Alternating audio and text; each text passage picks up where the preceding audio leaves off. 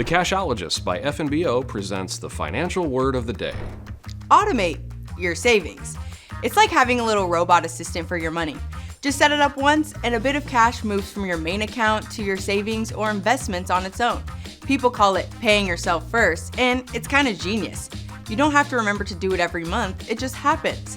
Whether you're saving for a rainy day, that dream trip, or even retirement, this trick gets you there without you even noticing. And the best part? It keeps that money out of sight so you're not tempted to spend it on something else. If you do, A might end up standing for, I didn't save! Budgeting. It's all about knowing where every dollar comes in and goes out. It's not about pinching pennies or feeling trapped. It's about the freedom to spend with confidence, all while knowing you've got things covered.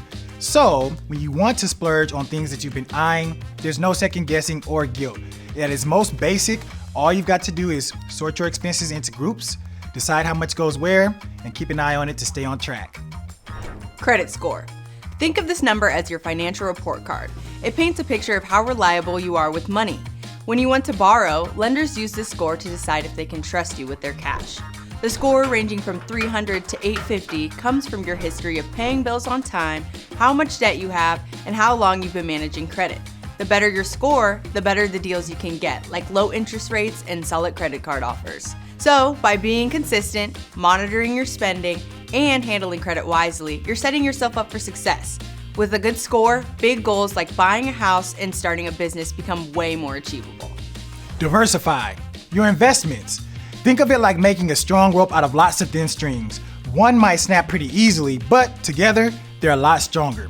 By spreading your investments across various asset classes, industries, and regions, you ensure that if one spot hits a rough patch, the others can pick up the slack.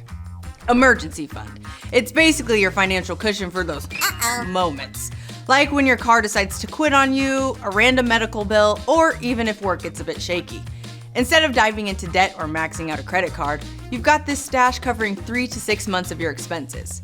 It's like having a financial backup plan so you can handle those curveballs life throws at you without breaking a sweat. Financial goals. A GPS address, but for your money. Setting financial goals is all about deciding where you want to be financially both now and in the future.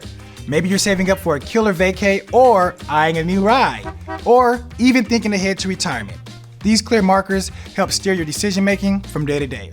So when you're wondering where to spend or save, recalculating, just consult your GPS and it'll make sure it gets you where you want to go.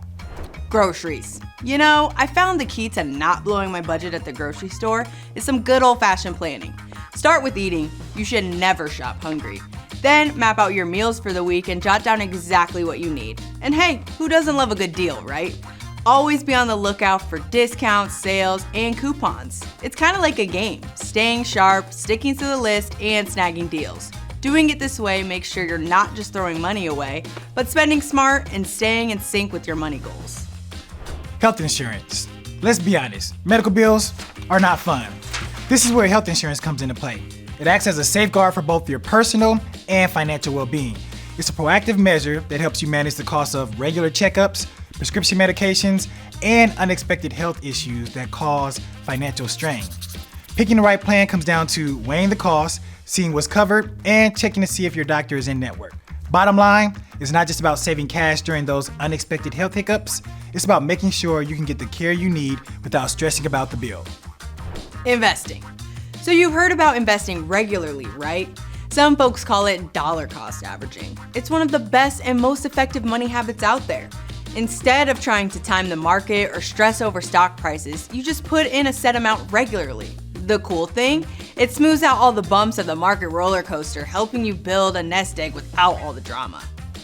Joint accounts. When two people decide to merge their finances, a joint account can be a practical choice. It's an account commonly used by couples, business partners, or even close family members. Having a joint account can simplify shared expenses like rent, utilities, or groceries. It can also foster transparency and open communication about financial habits and goals. However, it's essential to set clear ground rules. Who contributes what? How will the money be spent? And remember, both parties have equal access, so trust is crucial. While a joint account can be great, it's essential to discuss and decide if it's the right fit for your unique situation. Keep records. Keeping tabs on your money is all about tracking your income, expenses, any investments, and debts, and keeping records of those things for future use. No, you don't need to go out and buy a massive filing cabinet. There are plenty of great apps that can make it easy.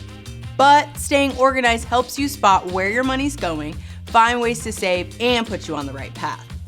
Plus, if there's ever a sketchy charge on your card or a bill you don't recognize, having your records ready to go is a lifesaver. Limit your debt. For real though, doing this is the opposite of taking an L. Limiting your debt boils down to consciously managing debt and, if necessary, paying down the amount of money you owe on loans, credit cards, or some other financial obligations. It's about understanding the impact of debt on your financial health and taking proactive steps to minimize it, like making payments, avoiding unnecessary borrowing, and prioritizing the debt with the highest interest. When your income isn't burdened by monthly payments, you're able to allocate more towards savings and investments, which improves your long-term outlook. Hey there! Thanks for watching the Cashologists by FNBO, your one-stop shop for fun and useful personal finance discussions. We're all about making you financially savvy, and we've got plenty of topics to help you achieve that. If you enjoyed this video, show us some love by hitting that like button and subscribing to our channel and telling all of your family and friends about us. Check us out on TikTok, Instagram, and Facebook for even more content. We look forward to hearing from you, and we love reading your comments. Thank you so much for watching, and we'll catch you in the next one.